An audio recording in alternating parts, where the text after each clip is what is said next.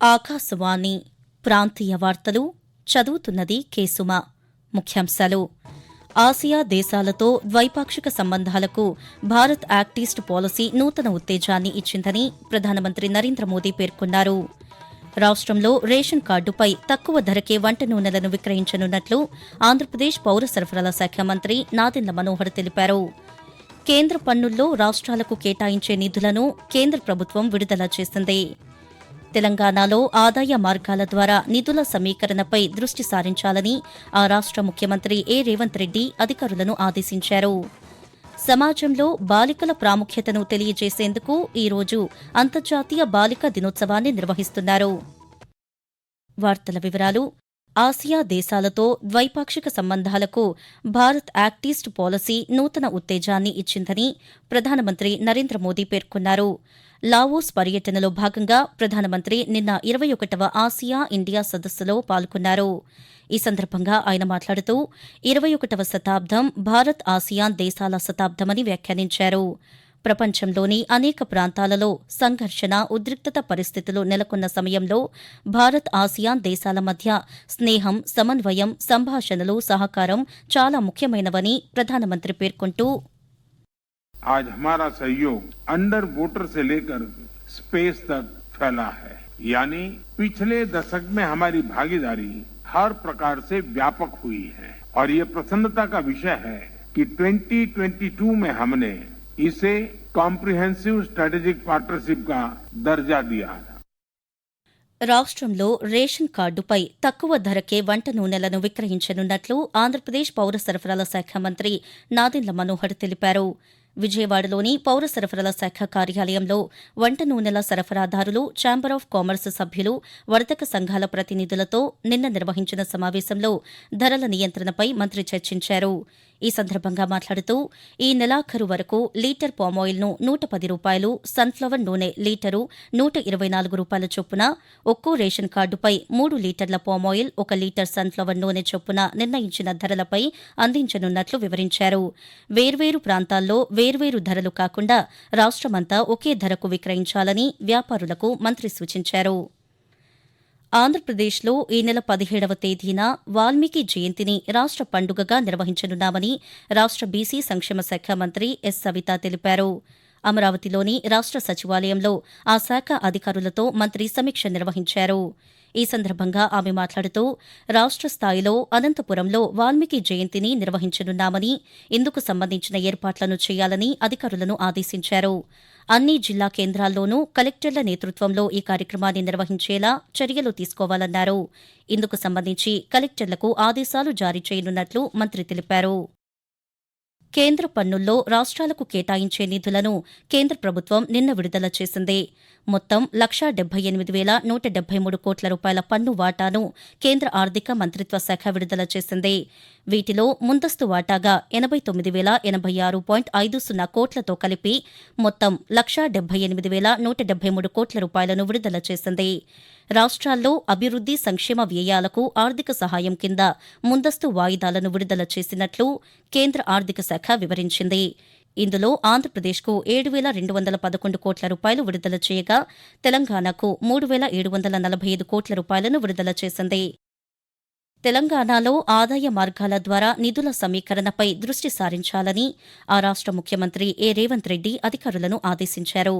హైదరాబాద్లో ఉప ముఖ్యమంత్రి భట్టి విక్రమార్క, మంత్రి పొంగులేటి శ్రీనివాసరెడ్డి, ప్రభుత్వ ప్రధాన కార్యదర్శి శాంతికుమారితో కలిసి ఆదాయ సమీకరణ మార్గాలపై ముఖ్యమంత్రి సమీక్ష నిర్వహించారు. రాష్ట్రంలో 6 గ్యారంటీల అమలుతో పాటు ప్రభుత్వం అమలు చేస్తున్న కార్యక్రమాలకు ఆర్థిక లోటు లేకుండా ప్రణాళికలు రూపొందించాలని సూచించారు. కేంద్ర ప్రభుత్వం నుంచి రావలసిన నిధులపై ఎప్పటికప్పుడు సమీక్ష నిర్వహించాలని రేవంత్ రెడ్డి దిశానిర్దేశం చేశారు. తెలంగాణ ప్రభుత్వం మూసీ నిర్వాసితులను అన్ని విధాలుగా ఆదుకోవాలని ఆ రాష్ట భారతీయ జనతా పార్టీ అధ్యక్షులు జి. కిషన్ రెడ్డి తెలిపారు. హైదరాబాద్లో బీజేపీ జిల్లా అధ్యక్షులు జీహెచ్ఎంసీ కార్పొరేటర్లతో నిన్న సమావేశమైన ఆయన మూసీ నది ప్రక్షాళన, సుందరీకరణ, హైడ్రా వంటి అంశాలపై చర్చించారు. ఈ సందర్భంగా కిషన్ రెడ్డి మాట్లాడుతూ మూసీ సుందరీకరణ పేరుతో పేదల ఇల్లు కూల్చడం సరికాదన్నారు. మూసీ పరివాహక ప్రాంతాల్లో వాణిజ్య నిర్మాణాలను మాత్రమే కూల్చాలని, సాధారణ ప్రజల నివాసాలను వారిని ఒప్పించిన తర్వాత మాత్రమే ఖాళీ చేయించాలన్నారు. ఈ రోజు మూసీ పరివాహక ప్రాంతాల్లో పర్యటించి నిర్వాసితులతో మాట్లాడనున్నామని కిషన్ రెడ్డి తెలిపారు. ఆకాశవాణి ప్రాంతీయ వార్తలు వింటున్నారు. ప్రముఖ పారిశ్రామికవేత్త టాటా సంస్థల గౌరవ చైర్మన్ రతన్ టాటా అంత్యక్రియలు పూర్తయ్యాయి. ముంబైలోని వర్లీ శ్మశాన వాటికలో మహారాష్ట ప్రభుత్వం అధికారిక లాంఛనాలతో నిన్న అంత్యక్రియలను నిర్వహించింది. ఈ అంత్యక్రియలకు కేంద్ర ప్రభుత్వం తరపున హోంమంత్రి అమిత్ షా, ఆంధ్రప్రదేశ్ ప్రభుత్వం తరపున రాష్ట ముఖ్యమంత్రి నారా చంద్రబాబు నాయుడు, రాష్ట మంత్రి నారా లోకేష్ హాజరయ్యారు. దేశంలోని పలువురు ప్రముఖులు రతన్ టాటా పార్థివ దేహానికి నివాళులర్పించారు. కాగా బుధవారం రాత్రి 11:30 ముంబైలోని బ్రీచ్ క్యాండీ ఆసుపత్రిలో చికిత్స పొందుతూ రతన్ టాటా తుదిశ్వాస విడిచారు. విజయవాడ దసరా శరన్నవరాత్రి మహోత్సవాల్లో భాగంగా 9వ రోజైన ఈ రోజు మహానవమిని పురస్కరించుకుని ఇంద్రకీలాద్రిపై కొలువైన కనకదుర్గమ్మ మహిషాసుర మర్దినిగా భక్తులకు దర్శనమిస్తున్నారు. సింహవాహినిగా దర్శనమిచ్చే మహిషాసుర మర్దిని దేవిని దర్శిస్తే సకల భయాలు తొలగిపోతాయని ఆలయ అర్చకులు తెలిపారు. దసరా మహోత్సవాలలో భాగంగా శ్రీశైలంలో ఈ రోజు బ్రహ్మరాంబికాదేవి అమ్మవారు సిద్దిదాయిని అలంకారంలో భక్తులకు దర్శనమివ్వనున్నారు. అలాగే అశ్వవాహన సేవావాహనంపై స్వామి అమ్మవార్ల గ్రామోత్సవాన్ని నిర్వహించనున్నారు. కాగా గత రాత్రి శ్రీశైల బ్రహ్మరాంబికాదేవి మహాగౌరి అలంకారంలో భక్తులకు దర్శనమిచ్చారు. నంది వాహనంపై స్వామి అమ్మవార్లకు గ్రామోత్సవాన్ని నిర్వహించారు. ఆంధ్రప్రదేశ్ క్రీడా శాఖ మంత్రి ఎం రాంప్రసాద్ రెడ్డి అధ్యక్షతన క్రీడా సంఘాలతో నిన్న విజయవాడలో రాష్ట క్రీడా ప్రాధికార సంస్థ శాప్ సమావేశాన్ని నిర్వహించారు. ఈ సమావేశంలో క్రీడా విధానం, భవిష్యత్తు కార్యాచరణపై చర్చించారు. ఈ సందర్భంగా మంత్రి మాట్లాడుతూ క్రీడా రంగాన్ని ఆధునీకరించే విధంగా రాష్ట ప్రభుత్వం చర్యలు చేపడుతోందని అన్నారు. త్వరలోనే క్రీడలకు సంబంధించిన శాప్ యాప్ను ముఖ్యమంత్రి నారా చంద్రబాబు నాయుడు ప్రారంభిస్తారని మంత్రి చెప్పారు. దసరా పండుగ నుంచి ప్రతి ఒక్కరూ రహదారి నియమాలను పాటించేలా ప్రతిజ్ఞ చేయాలని తెలంగాణ రవాణా శాఖ మంత్రి పొన్నం ప్రభాకర్ కోరారు. ఈ మేరకు వాహనదారులకు పలు సూచనలు చేస్తూ వీడియో సందేశాన్ని విడుదల చేశారు. దేశవ్యాప్తంగా ఏటా 1,60,000 మంది రోడ్డు ప్రమాదంలో మరణిస్తుండగా తెలంగాణలో సగటుకు రోజుకు 20 మంది రహదారి ప్రమాదాల్లో మరణిస్తున్నారని చెప్పారు. ట్రాఫిక్ నిబంధనలు పాటిస్తూ హెల్మెట్, సీట్ బెల్ట్ ధరించాలని ప్రమాణం చేయాలని కోరారు. తెలంగాణ వ్యాప్తంగా బతుకమ్మ వేడుకలు నిన్నటితో ఘనంగా ముగిశాయి. చివరి రోజైన నిన్న సద్దుల బతుకమ్మ సందర్భంగా మహిళలంతా ఒక్కచోట చేరి తీరొక్క పువ్వులతో భక్తి శ్రద్దలతో బతుకమ్మను పేర్చి పాటలతో ఆడిపాడారు. హైదరాబాద్ సహా తెలంగాణలోని అన్ని జిల్లాల్లో బతుకమ్మ సంబరాలు కోలాహలంగా సాగాయి. తొలి రోజు ఎంగిలిపూల బతుకమ్మతో ప్రారంభమైన ఈ సంబరాలు గత రాత్రి సద్దుల బతుకమ్మతో ముగిశాయి. రాష్ట ప్రభుత్వం ఆధ్వర్యంలో శక్తి విజయోత్సవాన్ని నిర్వహించనున్నట్లు ఆంధ్రప్రదేశ్ రాష్ట పర్యాటకాభివృద్ది సంస్థ డైరెక్టర్ అభిషిక్త్ కిషోర్ నిన్న ఒక ప్రకటనలో తెలిపారు. ఎన్టీఆర్ జిల్లా విజయవాడలోని పున్నమి ఘాటు వద్ద ఈ రోజు నుంచి ఈ నెల 13వ తేదీ వరకు జరుగుతుందని తెలిపారు. దసరా పర్వదినం సందర్భంగా దుర్గాదేవి నవశక్తి స్వరూపాలను స్మరించేందుకు, మహిళల్లో ఉన్న శక్తి, ధైర్యం, పట్టుదల వంటి అంశాలను ప్రోత్సహించేందుకు ఈ కార్యక్రమం నిర్వహిస్తున్నట్లు చెప్పారు.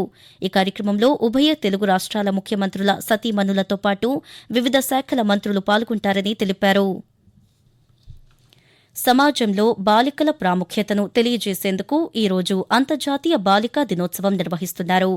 ప్రతి ఏటా అక్టోబర్ 11వ తేదీన అంతర్జాతీయ బాలికా దినోత్సవం నిర్వహించాలని 2011 డిసెంబర్ 19వ తేదీన ఐక్యరాజ్యసమితి సర్వప్రతినిధి సభ చేసిన తీర్మానం మేరకు ప్రతి ఏటా ఇదే రోజున ఈ కార్యక్రమం జరుగుతోంది. ప్రాంతీయ వార్తలు ముగించే ముందు ముఖ్యాంశాలు మరోసారి. ఆసియా దేశాలతో ద్వైపాక్షిక సంబంధాలకు భారత్ యాక్ట్ ఈస్ట్ పాలసీ నూతన ఉత్తేజాన్ని ఇచ్చిందని ప్రధానమంత్రి నరేంద్ర మోదీ పేర్కొన్నారు. రాష్ట్రంలో రేషన్ కార్డుపై తక్కువ ధరకే వంట నూనెలను విక్రయించనున్నట్లు ఆంధ్రప్రదేశ్ పౌర సరఫరాల శాఖ మంత్రి నాదెండ్ల మనోహర్ తెలిపారు. కేంద్ర పన్నుల్లో రాష్ట్రాలకు కేటాయించే నిధులను కేంద్ర ప్రభుత్వం విడుదల చేసింది. ఆకాశవాణి ప్రాంతీయ వార్తలు ఇంతటితో సమాప్తం.